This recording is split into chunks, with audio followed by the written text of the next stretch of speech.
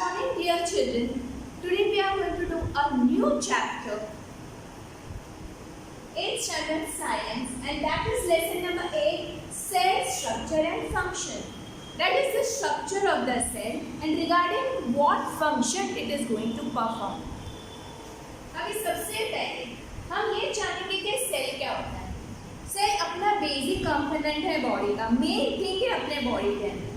Different cells of organ perform various functions, but the basic structure of an organ is cell. अब सबसे पहले हम लोग ये बोलेंगे अपने अंदर ऑर्गन है. ऑर्गन है जैसे हम लोग हार्ट की बात करते हैं, अपने डाइजेस्टिव सिस्टम्स के पार्ट की बात करते हैं, ऑर्गन्स की बात करते हैं. पर ये सारे ऑर्गन्स बनते किससे? सारे ऑर्गन्स बनते हैं सेल से.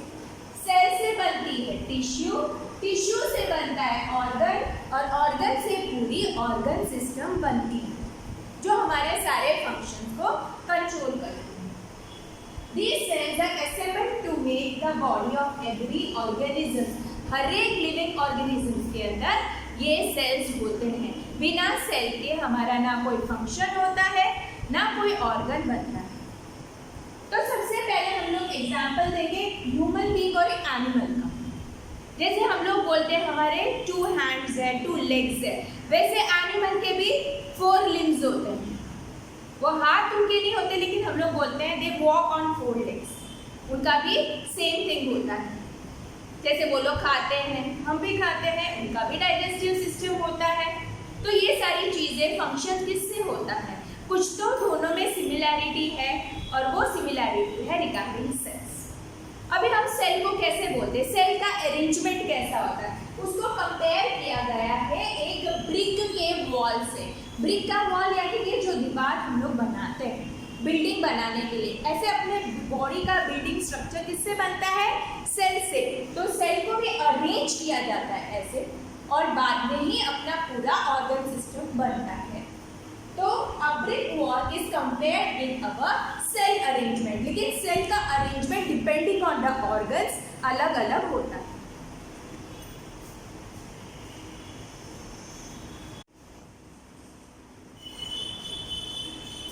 Now we will be describing about the discovery of cell. Who discovered the cell? Robert Hooke. The hook you remember the word hook. Hook जो हम लोग लगाते हैं ना वो. Robert Hooke discovered cell in the slice of a cork.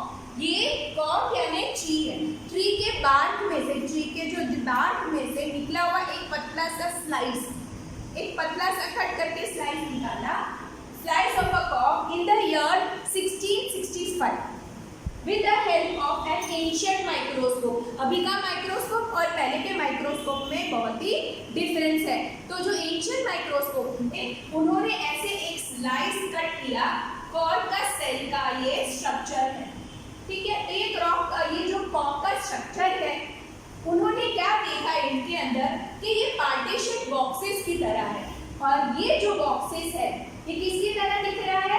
हनीकोम. हनीकोम का मतलब होता है हनी बी का जो छत्ता होता है, जो घर होता है, उसका जो डिजाइन होता है बिल्कुल उसी की तरह लग रहा था. एक एक पार्टीशन, और ये एक एक पार्टीशन सेपरेट होता था एक दूसरे को एक दीवार से यानी एक वॉल से. लेकिन एक्चुअली ये सेल्स कैसे थे? डेड सेल्स थे. They were not live cells. Now we will see who discovered microscope. और माइक्रोस्कोप का काम क्या है? माइक्रोस्कोप का काम ये होता है जो हम लोग अपने आई से नहीं देख सकते हैं उसको हम लोग माइक्रोस्कोप से देख सकते हैं. और किसने डिस्कवर किया माइक्रोस्कोप? वो discovered microscope Edwin von Leeuwenhoek. And with the help of microscope Robert Hooke discovered for the first time कि ये सेल्स होते हैं. और वो एक bark of the tree cork में से उन्होंने ये पूरा स्ट्रक्चर देखा और यहाँ पे ऐसा अरेंजमेंट है जैसे हनीकॉम्ब जैसा होता है.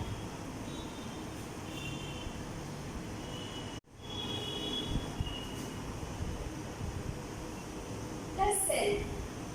Now organisms differ from one another but all are made up of cells. सबसे बड़ी बात तो ये है कि आपने देखा होगा एक चूहे की साइज देखी होगी, एक एलिफेंट की साइज देखी होगी, जिराफ देखा होगा आपने, ह्यूमन बीइंग देखा होगा. कोई भी लिविंग और छोटा सा छोटे हम लोग अनएडेड आई से नहीं देख सकते, जिसमें माइक्रोस्कोप की ज़रूरत होती है। ऐसे दूसरा हम लोग देख सकते हैं छोटे छोटे कीड़े जैसे एंट वगैरह होती है, एंट है, कॉकरोचेस है, सब जो भी चीज़ लिविंग है ऑर्गेनिज्म वो सब में सेल होते ही हैं। Cells are complex living structure. Cell होते वो जिंदा चीज होती है, it's not simple, it's a complex structure. The egg of a hen represents a single cell. अभी जो एग की बात करते हैं हम, hen की एग की बात करते हैं, वो एक ही सेल से बनता है। hen का एग सिर्फ एक सेल से बनता है और उस पूरे सेल को हम लोग माइक्रोस्कोप में डाल के देखने की जरूरत नहीं है, बिना माइक्रोस्कोप के हम लोग डायरेक्टली अपने आई से उसको देख सकते हैं। अभी जो साइंटिस्ट है वो दूसरे सेल्स को देखते कैसे है, लिविंग सेल्स होते हैं उनको देखते कैसे है। बहुत सारे सेल जैसे एक मिल का एग है वो तो हम देख सकते हैं, लेकिन अगर दूसरी लिविंग सेल्स है तो उसको साइंटिस्ट कैसे देखते हैं? तो scientist observe and study the living cells with the help of stain और डाई। डाई यानी colour dye are used to colour parts of the cell. अभी सेल को पूरा कलर कर देगा तो वो डिफ्रेंशिएट हो जाएगा, डार्क लाइट शेड का हो जाएगा और फिर उसमें से पूरा सेल का डिजाइन के बारे में पता चल जाता है। टू स्टडी डिटेल स्ट्रक्चर, और सेल के अंदर क्या क्या है पूरा डिटेल स्ट्रक्चर जानने मिलता है। There are millions of living organisms, they differ in shape and size. यानी इतने सारे ऑर्गेनिजम्स हैं, मिलियंस में जाते हैं। मिलियंस में ऑर्गेनिज्म है, कुछ बड़ा होता है, कोई लिविंग बीइंग कोई छोटा होता है, सबकी साइज वेरी होती है। Organs also vary in shape, size and number of cells. अभी ऑर्गन्स अगर हम लोग ले लेते हैं, जैसे हार्ट ले लेते हैं, हम लोग अपना ब्रेन ले लेते हैं, डाइजेस्टिव सिस्टम ले लेते हैं, कोई भी हम लोग ऑर्गन लेंगे, लंग्स ले लेते हैं, तो उनकी साइज सबकी अलग होती है, कितने सेल से बने होते हैं वो भी अलग होता है और उनका शेप भी अलग होता है।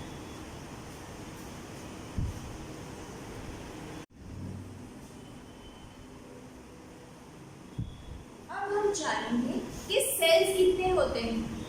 Number of cells, either tree, या तो तुम ट्री ले लो या तो एलिफेंट ले लो, ह्यूमन बॉडी ले लो, हमारे अंदर कितने सेल्स होते हैं? जैसे हम लोग ट्री बोलेंगे बिलियंस है, human being, animal, trillion cells होते हैं, ट्रिलियंस ऑफ सेल्स, बहुत सारे होते हैं, लेकिन सारे सेल का साइज वेरी होता है, यानी डिफरेंट होता है और शेप भी अलग होता है।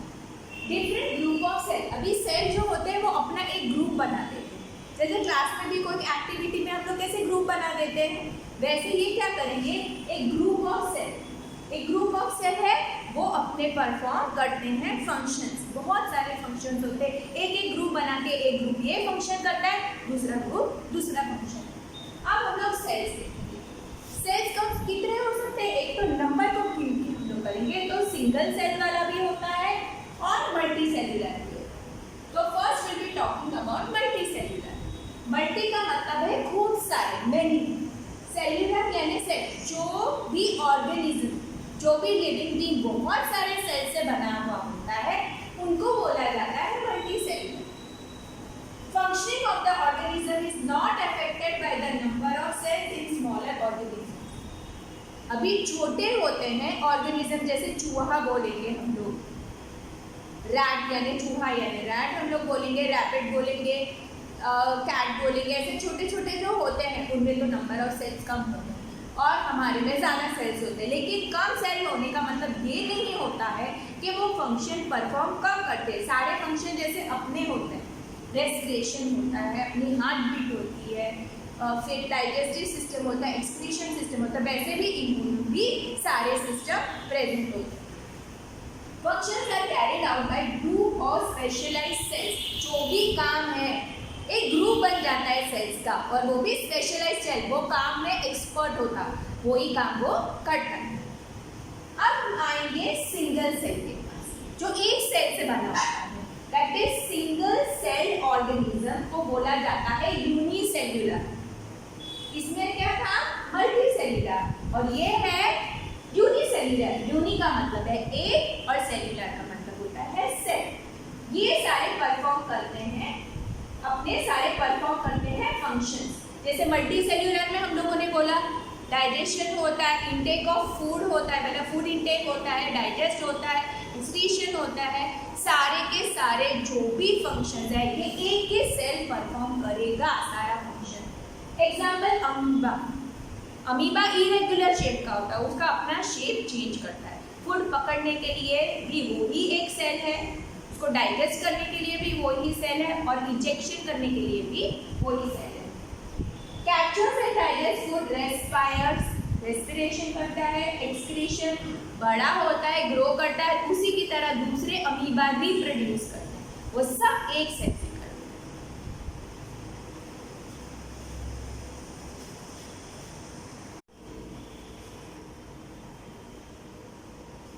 Shape of sales.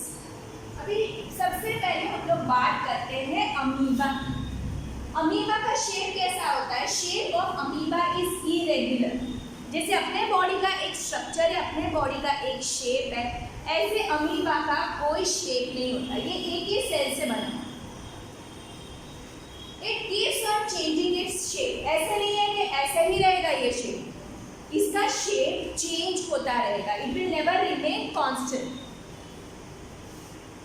अब there are projections of varying length. अभी ये सारी चीजें जो बाहर आपको दिखाई दे रही है ऐसे बाहर निकला हुआ, उनको प्रोजेक्शंस बोला जाता है, ठीक है। तो ये प्रोजेक्शंस होते हैं अलग अलग लंबाई के यानी अलग अलग लेंथ के होते हैं, protruding out of its body. उसके बॉडी में से ऐसे फिंगर लाइक स्ट्रक्चर जैसे बाहर निकलते हुए आपको दिखाई देंगे, और ये शेप सेम नहीं रहता, हमेशा चेंज होता है।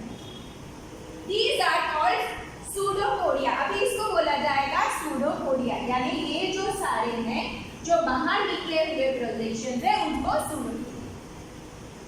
अभी सूडो का मतलब होता है फॉल्स यानी नकली, और पोडिया का मतलब होता है फेक यानी नकली फीट।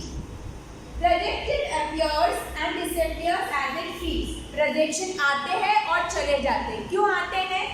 ये खाना कैप्चर करने के लिए, जब वो फीडिंग का काम करता है तब। अब जब ये सेंस करेगा, ये सेंस करेगा कि कोई खाना उसके पास आता है, ये क्या यूज करता है फूड के लिए? Micro organisms. ये माइक्रो ऑर्गेनिजम्स को ट्रैप करेगा, जैसे ये फूड पार्टिकल है, ये इंजेक्शन यानी अंदर लेना। तो ये देखो ये प्रोजेक्शन ऐसे बाहर आएगा और ये उसको पूरा कवर करेगा और अंदर पुश करेगा, और ये फूड बैक्टीरिया के अंदर है, ये दिखाई दे रहा है डायग्राम में। You can see this nucleus, this is digested wet. अब सबसे पहले क्या करेगा? ये खाना सेंस करेगा, ये फिर उसको ट्रैप करेगा, ये ट्रैप और ये फूड वर्टिकल में जाएगा, फिर इसके अंदर डाइजेस्टिव जूसेस निकलेंगे और उसका यूज होगा, इसको डाइजेस्ट करेंगे। वो डाइजेशन वाला यूज कर लेगा, बॉडी एब्जॉर्ब कर लेगा, और जो अनडाइजेस्टेड फूड है, जो यूजलेस फूड है, वो ऐसे धीरे धीरे पास ऑन करके इजेक्ट, इसी में से बाहर निकलेगा, इसी सेल में से बाहर इजेक्ट हो जाएगा। अब ये सूडोपोडिया किस चीज के लिए है? ये फिंगर लाइक स्ट्रक्चर जो आपको दिखाई दे रहे हैं, वो एक तो मूव करने के लिए, अमीबा को मूव करने के लिए और उसका फूड कैप्चर करने के लिए ये बार बार अपना शेप चेंज करते रहेंगे, और ये सूडोपोडियम ये है वो बार बार निकलता रहेगा।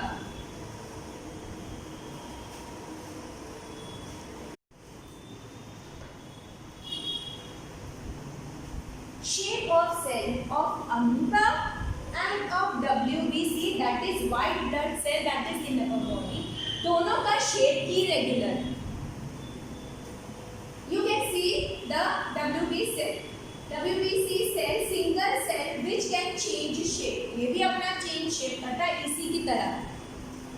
It is a cell, लेकिन ये एक सेल है, ये एक ही सेल अपने बॉडी का है, और जबकि ये फुल फ्लेश ऑर्गेनिज्म है, पूरा एक ही सेल से बना हुआ पूरा ऑर्गेनिज्म है, केपेबल ऑफ इंडिपेंडेंट एग्जिस्टेंस, वो अपने में ही सारे काम करता है। जैसे मैंने आपको पहले भी समझाया था, जैसे फूड इंटेक है, उसको डाइजेस्ट करना और फिर उसको इजेक्ट करना, मूव करना, सब सारे रेस्पिरेशन सब ये करेगा, लेकिन ये सिर्फ एक सेल है और ये पूरा ऑर्गेनिज्म।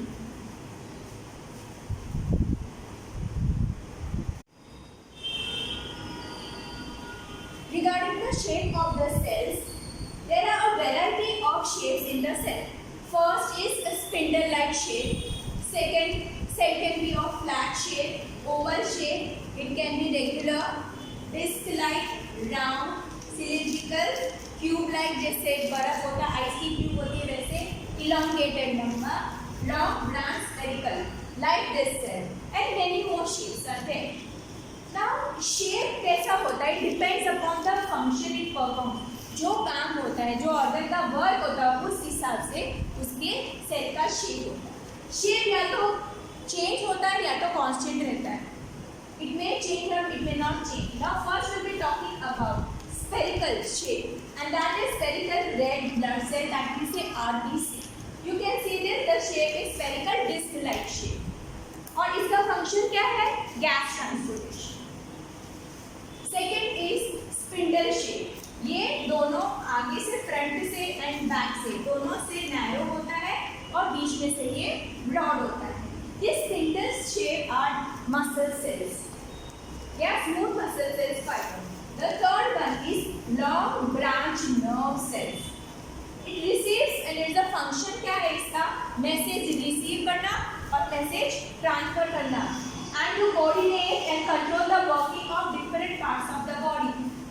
बॉडी के पास अलग अलग पार्ट्स ऑफ द बॉडी का कोऑर्डिनेट करना, यानी सारे अलग अलग फंक्शन को एक साथ में मैसेजेस ट्रांसफर करके उसका एक एक काम डिस्ट्रीब्यूट करना, वो कोऑर्डिनेट करता है, वो कंट्रोल भी करता है.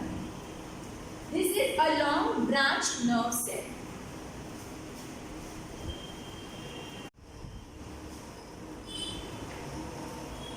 When we ask a question, which part of the cell gives its shape? अभी सेल का ऐसा कौन सा हिस्सा है जो सेल को shape they? So the answer is as components of the cell. यानी जो भी चीजें ये सेल के अंदर है, वो बाद में डिटेल में बताएंगे कि जो भी चीजें सेल के अंदर होती है आर एनक्लोज का मतलब है उसको अंदर बंद किया जाता है. किससे बंद किया जाता है? इन अ मेम्ब्रेन. मेम्ब्रेन में इसको कवर किया जाता है. ये देखिए, ये मेम्ब्रेन है, सेल मेम्ब्रेन ये है, और ये अंदर वाला जो है ये सेल मेम्ब्रेन. तो ये सब के अंदर वो सारा मटेरियल एनक्लोज है. This membrane provide shape to the cell. अभी शेप देता है इसका सेल. ये प्लांट का सेल है, ये एनिमल का सेल. तो ये जो सेल का मेम्ब्रेन है, आउटर कवरिंग आपको नजर आ रहा है, और ये इनर वाला, ये अंदर वाला, ये शेप देता है. Now this is animal cell, this is plant cell. अभी इसको ध्यान से देखेंगे तो इसका जो आउटर कवरिंग है और इसका अंदर वाला जो कवरिंग है वो सेल मेम्ब्रेन है. लेकिन प्लांट में एक एडिशनल होता है लेयर बाहर, ये मेम्ब्रेन अलग होता है. एडिशनल कवरिंग, ये कवर कर रहा है, वो डबल कवरिंग है इसके अंदर. Additional covering over the cell membrane. अंदर सेल मेम्ब्रेन है पूरा, और उसके बाहर जो एक्स्ट्रा वाला एडिशनल है, ये बाहर वाला जो लेयर है, ये ग्रीन में एरो किया है, बाहर वाला लेयर है. ये येलो वाला में किया है, वो इनर लेयर है. ये सेल मेम्ब्रेन को और एक प्रोटेक्शन लेयर प्लांट सेल में ही होता है. एनिमल सेल में एडिशनल कवरिंग ऐसा. Bacterial cell also has a cell wall. Bacterial को भी ऐसा सेल का वॉल जैसा होता है.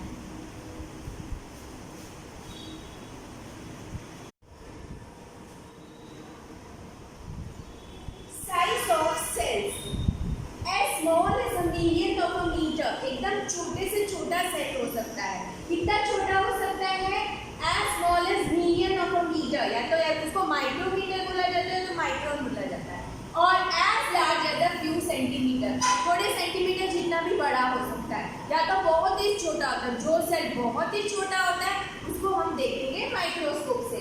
Most of the cells are microscopic in size. Microscopic in size का मतलब होता है कि सिर्फ हम लोग उसको माइक्रोस्कोप से ही देख सकते हैं. And are not visible to the unaided eye. मतलब ऐसे ही बिना माइक्रोस्कोप के उसको बिल्कुल ही नहीं देख पाएंगे, क्योंकि माइक्रोस्कोप का काम क्या है? वो पिक्चर को मैग्नीफाई करता है. They are enlarged by a microscope. The smallest cell, सबसे छोटा वाला जो सेल है वो 0.1 to 0.5 माइक्रोमीटर का होता है. और वो किसमें होता है? बैक्टीरिया में सबसे छोटा सा सा छोटा सेल, और वो है 0.1 to 0.5 micrometre. The largest cell measuring 170 mm, यानी सबसे बड़ा जो सेल है वो 170 mm से लेके 130 mm इंटू 130 mm होता है, is the egg of N ostrich. Ostrich का एग होता है, वो सबसे बड़ा सेल होता है। अब ये बताया है जैसे एक एग है, ये एग के बारे में एग्जाम्पल दिया हुआ है, एग एक ही सेल से बनता है और ये जब हैच हो जाता है तो उसमें बहुत सारे सेल्स मल्टीप्लाई हो जाते हैं, जैसे उसमें से बेबी निकलता है। तब तक ये एग है वो सिर्फ एक सेल है। अभी इसकी एक एक्टिविटी है, हम लोग पहले एक hen का एग बॉईल करेंगे। We have to boil a hen's egg, remove the shell। उसका बाहर क्या होता है, एग के बाहर एक शेल होता है, वो जो शेल है उसको निकाल देंगे, पहले एग को बॉईल करेंगे। और ये वाइट मटेरियल होता है, अगर हम लोग यूं ही कच्चा तोड़ेंगे तो हमको एकदम लिक्विड जैसा वाइट मिलेगा और अंदर येलो योक होगा। तो वाइट मटेरियल जो सराउंड करता है वो येलो पार्ट के, उसको आर्बियम बोला जाता है। This white material you can see here, that is albumen which solidifies. और जब बॉईल करेंगे तो ये वाइट पार्ट है वो एकदम सॉलिड, जैसे नारियल होता है ना अंदर, वैसे ही लुक देगा। ये सॉलिडिफाई करके वाइट लुक देगा बॉइलिंग करने के बाद। और ये जो येलो पार्ट है वो योक पार्ट है। You can see this yellow part is yolk part. It is a part of a single cell. अभी ये सारी चीजें एक ही सेल के सारे, इससे यहाँ पे एयर सेल है, ये एग का शेल है जो हम लोग रिमूव कर रहे हैं, ये योक है, ये आर्बियम है। You can observe without any magnifying device, इसमें कोई भी मैग्नीफाइंग डिवाइस की बिल्कुल जरूरत नहीं है। उसको बॉईल करके हम लोग डायरेक्टली ये पार्ट्स को हम लोग देख सकते हैं। अब हम लोग ये सोचेंगे कि सेल की साइज का कोई एनिमल के साइज से रिलेशन है, नहीं। The cell size has no relation with the body size of either animal plant. अभी हम लोग एग्जांपल देंगे, एक एग्जांपल है रैट और एलिफेंट का। अभी सेल की साइज किस पे डिपेंड करती है, वो कौन सा काम करती है, कौन सा काम करती है उस पर डिपेंड करता है, ना कि कौन से एनिमल या प्लांट के अंदर। जैसे size is related to the function, जैसे मैंने बोला कौन से काम में हम लोग देखते हैं, नर्व सेल, जो मैंने आगे एक्सप्लेन किया था, वो ब्रांच वाला सेल होता है, वो नर्व सेल है। वो एक एलिफेंट में ले लो या रैट में ले लो, दोनों में लॉन्ग होता है और इसका काम क्या है, मैसेजेस ट्रांसफर करने के लिए। इसके लिए कोई साइज रिलेटेड नहीं होता है, फंक्शन के अकॉर्डिंग सेल का साइज होता है।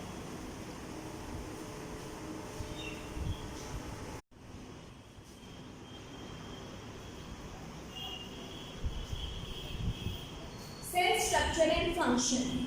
Each living organism has many organs. अभी कोई भी लिविंग ऑर्गेनिज्म रहेगा उसके अंदर बहुत सारे ऑर्गन्स होते हैं। इसके अंदर एक ऑर्गन का एग्जांपल दिया है और वो है डाइजेस्टिव ऑर्गन। अभी डाइजेस्टिव एक नहीं होता, बहुत सारे ऑर्गन्स होते हैं which together constitute the digestive system. पूरा डाइजेस्टिव सिस्टम बनता है डाइजेस्टिव ऑर्गन से।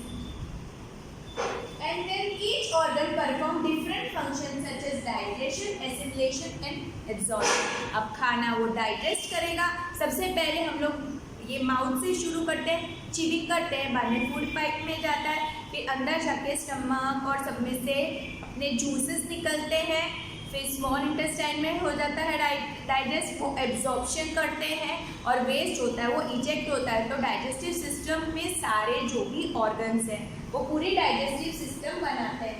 अभी हर एक ऑर्गन का अपना अपना फंक्शन होता है, such as digestion, assimilation and absorption. Different organs similarly हम लोग अगर बात करेंगे, ये तो एनिमल ह्यूमन बीइंग में था, लेकिन अगर हम लोग प्लांट में बात करते हैं तो different organs of plant perform specific जो भी फंक्शंस है वो अलग अलग स्पेशल फंक्शंस परफॉर्म करता है। अगर हम लोग रूट्स के बारे में बात करते हैं, suppose we are talking about the roots. Roots का क्या काम होता है, वो सॉइल के अंदर होते हैं और उनका काम होता है वाटर एंड मिनरल्स एब्जॉर्ब करने के लिए। एंड लीव्स जो होते हैं वो क्या करते हैं, खाना बनाते हैं, दे प्रिपेयर द फूड। तो प्लांट में भी ऐसा होता है। A group of similar cells perform specific function. अभी ये सारे जो एक ही टाइप के सेल होते हैं वो गैदर होते हैं, इकट्ठा होते हैं और वो एक स्पेसिफिक फंक्शंस करते हैं। वो सेल है, उससे क्या बनता है? Tissue. Each organ is made up of smaller parts called tissue. और टिश्यू से ऑर्गन बनता है, छोटे छोटे पार्ट्स टिश्यू के जो होते हैं वो एक ऑर्गन बनता है और वो स्पेसिफिक परफॉर्म करते हैं फंक्शन। A cell, अभी सेल का definition is such, the cell in a living organism is the basic structural unit, यानी बेसिक थिंग है। जैसा ब्रिक होते हैं बेसिक चीज एक दीवार बनाने के लिए, ऐसा सेल है। हमने आगे भी पढ़ा था, सेल होता है बेसिक स्ट्रक्चर अपने बॉडी का।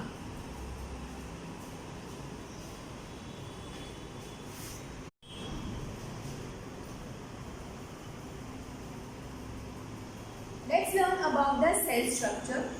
A cell can be divided into two parts. One is the cell membrane. Cell membrane is also known as plasma membrane. अभी ये सेल को दो चीज में हमने डिवाइड कर दिया।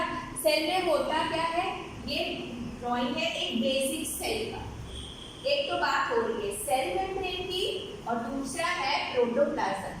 ये प्रोटोप्लाज्म लिविंग मटेरियल होते हैं, यानी सारा सेल का मटेरियल इसके अंदर होता है। सेल मेम्ब्रेन तो सिर्फ एक कवरिंग है। अब ये प्रोटोप्लाज्म को डिवाइड किया जाएगा cytoplasm and nucleus. Here you can see nucleus and here you can see cytoplasm. Again I repeat, this is the cell membrane known as plasma membrane. और ये जो प्लाज्मा मेम्ब्रेन होता है ये पोरस होता है। पोरस यानी उसके अंदर आ जा सकती है कोई भी चीजें। पोरस होता है and allow the movement of substances, कोई सब्सटेंस आ सकता है, कोई मटेरियल आ सकता है सेल के अंदर भी और सेल के बाहर भी जा सकता है। और ये जो सेल मेम्ब्रेन है वो साइटोप्लाज्म और न्यूक्लियस को अंदर कवर करके रखता है, अंदर पैक करके रखता है इसके अंदर। अब हम ये सोचेंगे किसने न्यूक्लियस डिस्कवर किया, पर न्यूक्लियस से पहले protoplasm.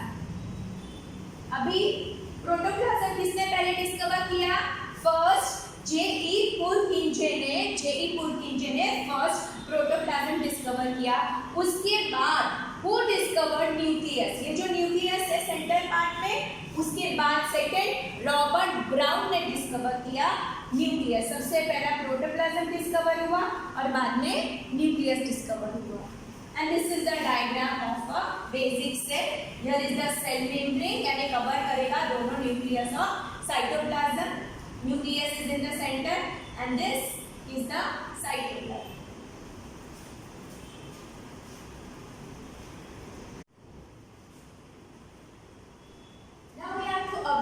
Basic components of the cell. When we are observing the basic components of the cell, first we have to take, हमको क्या लेना है? सबसे पहले एक अनियन का बल्ब लेना है, यानी प्याज लेना है। ऊपर का जो पिंक कवरिंग है, पिंक लेयर है, उसको हम हटा देंगे। अनियन का पिंक कवरिंग निकालने के बाद अंदर के थिन लेयर्स को हम हाथ से सेपरेट कर सकते हैं या तो फोर्सेप यूज कर सकते हैं। अब एक थिन लेयर लेना है, उसको हमको डालना है पानी के अंदर और बाद में उस थिन लेयर पे हमको ऐड करना है a drop of methylene blue solution और उसको कवर स्लिप पे रखना है। कवर स्लिप पे रखने के बाद हमको देखना है कि वो कवर स्लिप के अंदर बिल्कुल भी कोई भी बबल्स रहना नहीं चाहिए, उसके नीचे कवर स्लिप के अंदर।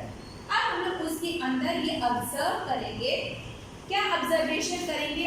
हम लोग ये ऑब्जर्व करेंगे माइक्रोस्कोप में कि the boundary of the onion cell, ये जो बाउंड्री होता है वो सेल मेम्ब्रेन होता है।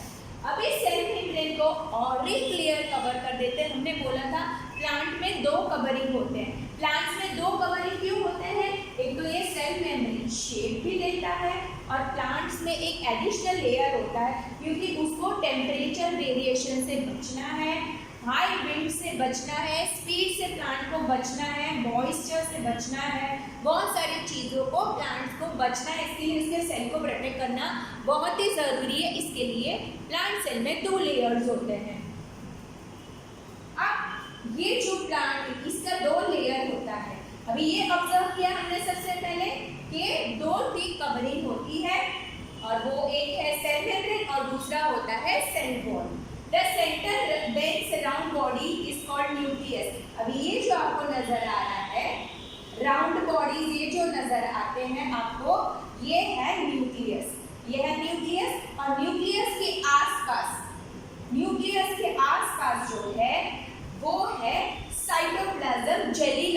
सब्सटेंस है वो है cytoplasm.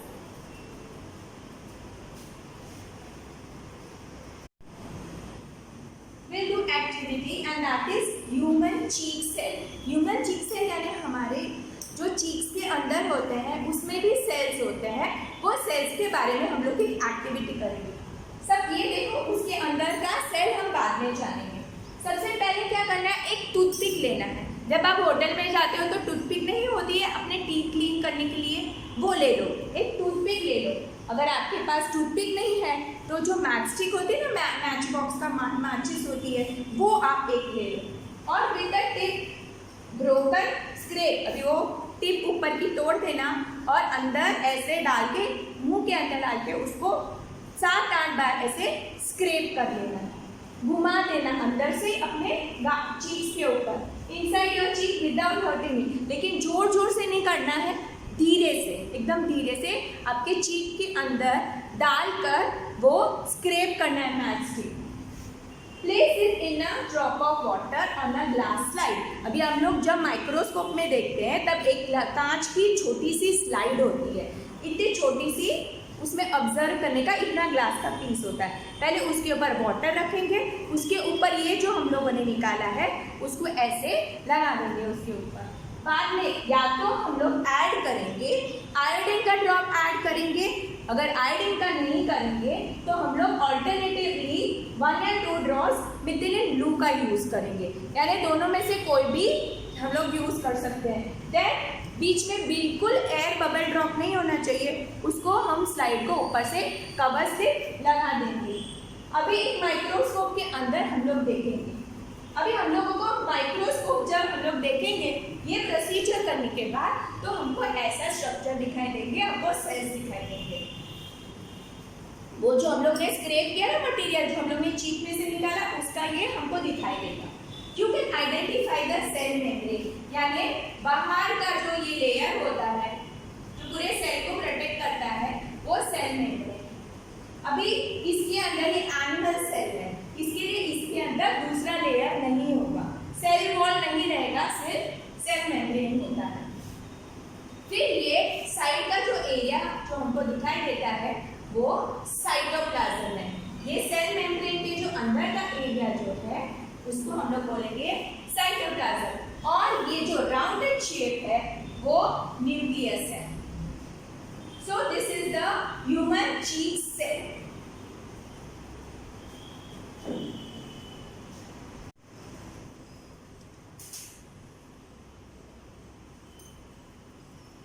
Let's talk about cytoplasm. Exactly what is cytoplasm in a cell? It is, see, you can see this cell diagram. Now in this cell diagram, first what you can see this cell membrane. ये cell membrane आपको दिखाई दे रहा है, ये देखो, ये cell membrane जो cell का बाहर का कवरिंग, ठीक है, इसमें सेल वॉल नहीं है और ये प्लांट का नहीं है, तो ये है सेल मेम्ब्रेन, इसके अंदर सारी चीजें, और इसको ये सेंटर में है वो न्यूक्लियस, इसको छोड़ देंगे और उसके बाद के सिर्फ सारे दैट इज साइटोप्लाज्म। अभी साइटोप्लाज्म ये जो आपको नजर आता है ये जेली लाइक सब्सटेंस होता है, this is supposed to be jelly like substance. वो किसके बीच में होता है, न्यूक्लियस ये रहा और ये रहा सेल मेम्ब्रेन, ये दोनों के बीच में जो भी है ये सब वो साइटोप्लाज्म एरिया है। अब ये साइटोप्लाज्म एरिया है, उसके अंदर अलग अलग ऑर्गेनेलीज प्रेजेंट है, अलग अलग ऑर्गेनेलीज प्रेजेंट है ये साइटोप्लाज्म में, और इनका नाम है जैसे ये mitochondria, ribosome, endoplasmic reticulum, Golgi bodies, vacuole and lysosome, ये सारी चीजें ये साइटोप्लाज्म में प्रेजेंट है।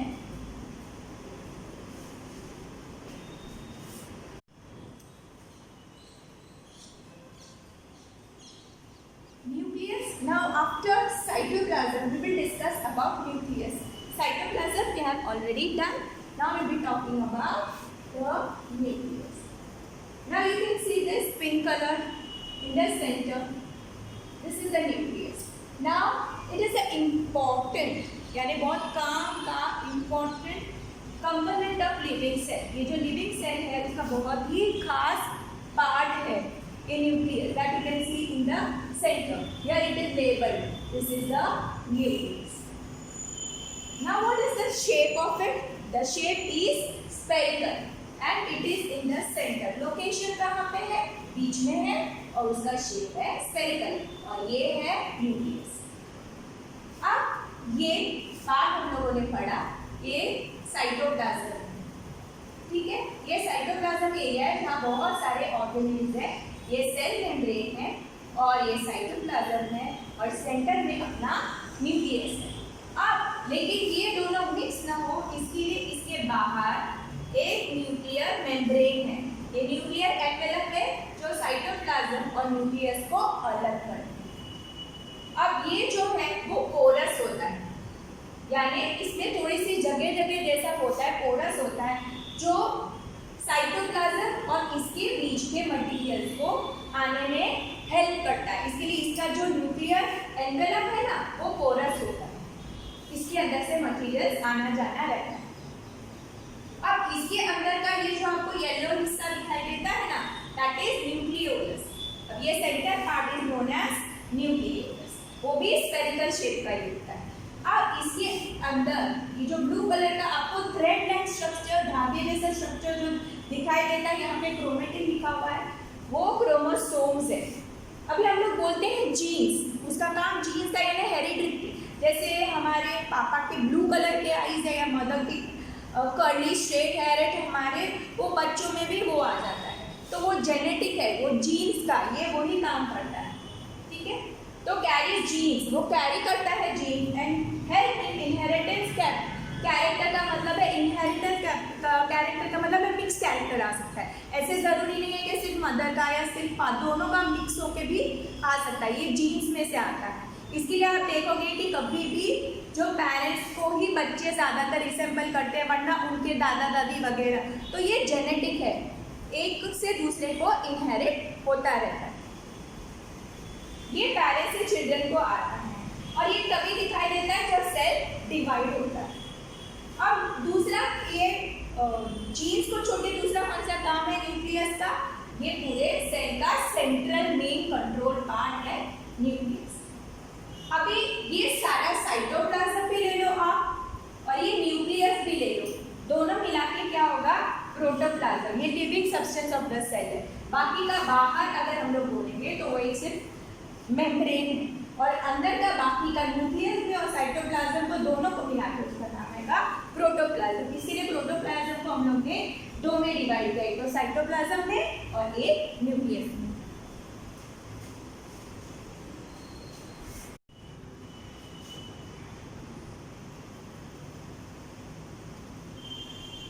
Bacterial cell and blue algae.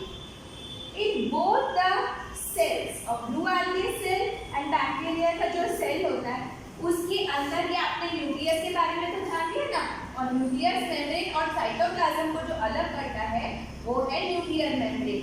तो ये न्यूक्लियर मेम्ब्रेन उसमें नहीं होता. किसमें नहीं होता? बैक्टीरियल सेल में और ब्लू algae में, जिसके अंदर ये नहीं होता है, ठीक है? जिसके अंदर ये न्यूक्लियर मेम्ब्रेन एब्सेंट होता है उनको बोला जाता है prokaryotic cells. The sales having nuclear material, उसके अंदर सारा मटेरियल है.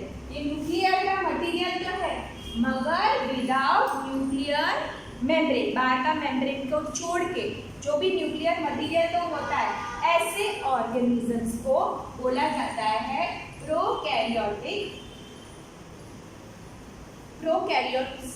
नाउ प्रो का मतलब होता है प्रिमिटिव और कैरियर का मतलब है nucleus.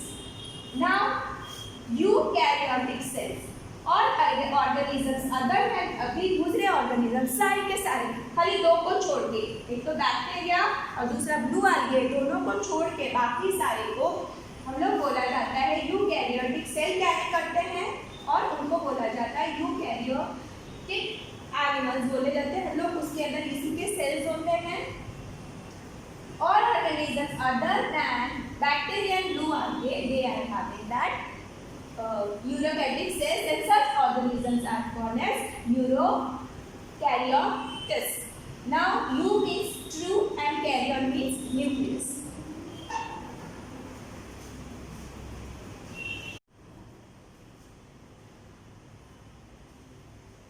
Vacuole. Now you can see this vacuoles here in this diagram. You can see this blue things here. Now what is exactly a vacuole? Blank looking structure in the cytoplasm. Blank खाली दिखने वाली जो होती है cytoplasm में, cytoplasm वाला जो area में प्रेजेंट होता है बहुत सारी चीजें हैं, उसमें एक हम लोग अब बात कर रहे हैं वैक्यूल। अभी अगर हमने अनियन सेल के बारे में भी, अनियन सेल के बारे में हम लोगों ने किया था। अनियन सेल में कितने वैक्यूल होते हैं? एक हो सकता है और वो भी बड़ा, can be single. Cheek cell में स्मॉलर वैक्यूल्स होते हैं, ज्यादा होते हैं लेकिन छोटे छोटे होते हैं। अब प्लांट सेल में बड़े बड़े वैक्यूल्स होते हैं, एनिमल सेल में छोटे छोटे वैक्यूल होता है। आई रिपीट अगेन, वैक्यूल का मतलब होता है blank looking structure in the cytoplasm. अभी अनियन सेल में एक होता है बड़ा, चीक सेल में छोटे छोटे होते हैं, प्लांट सेल में बड़े बड़े वैक्यूल्स होते हैं, एनिमल सेल में छोटे होते हैं। अब हम बात करेंगे प्लास्टिड्स की। प्लास्टिड्स में हम लोग बात करेंगे plant cell. Small coloured bodies in the cytoplasm of leaf cell. अभी ये लीफ के सेल में होते हैं प्लास्टिड, वो छोटे छोटे कलर होते हैं। They are of different colours, ये अलग अलग कलर के प्लास्टिड्स होते हैं। सब कंटेन क्लोरोफिल। अब कुछ जो प्लास्टिड्स होते हैं उसके अंदर क्लोरोफिल होते हैं। वो क्लोरोफिल होता है ग्रीन पिगमेंट जो फोटोसिंथेसिस के बाद काम आता है खाना बनाने को लीफ के लिए। This green colour plastids are known as chloroplast. जिसमें क्लोरोफिल होता है वो प्लास्टिड को क्लोरोप्लास्ट बोला जाता है। This provide green colour to the leaf and it is essential for photosynthesis.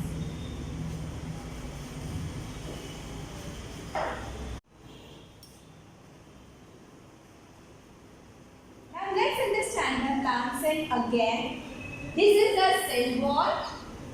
Outside one which you can see the orange layer, that is the cell wall.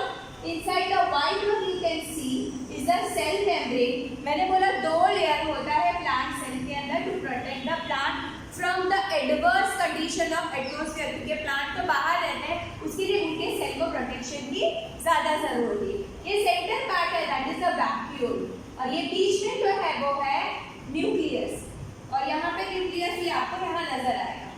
और ये जो एरिया है वो साइटोप्लाज्म है। You can see this big vacuole जो है, इसमें ये छोटा सा, इसमें देखो कितना बड़ा वैक्यूल है। अब हम दोनों के डिफरेंस में देखेंगे कि किसमें क्या प्रेजेंट है क्या नहीं है। When we are talking about the cell membrane, ये रहा सेल मेम्ब्रेन, दोनों में है cell membrane. You can see in this also and you can see in this also. अभी सेल वॉल, ये सेल वॉल यानी सेकंड कोटिंग प्लांट के cell में है लेकिन एनिमल सेल में एब्सेंट है। Now will be talking about nucleus. Nucleus plant cell में भी है and you can see the nucleus in animal cell too. Now will be talking of nuclear membrane. Nuclear membrane यानी बाहर का जो layer होता है जो उसको साइटोप्लाज्म से न्यूक्लियस को अलग करता है, वो दोनों में ही है। न्यूक्लियर एपिथेलियम इसमें भी है और इसमें भी है। Now cytoplasm, you can see this thing, ये साइटोप्लाज्म है। This is the cytoplasm. Here also you can see cytoplasm is present. Now we will be talking about plastids. Now plastids is present in plant cell, but animal cell plastids are not present. Vacuole is present in this also, plant cell also, and it is present in animal cell also.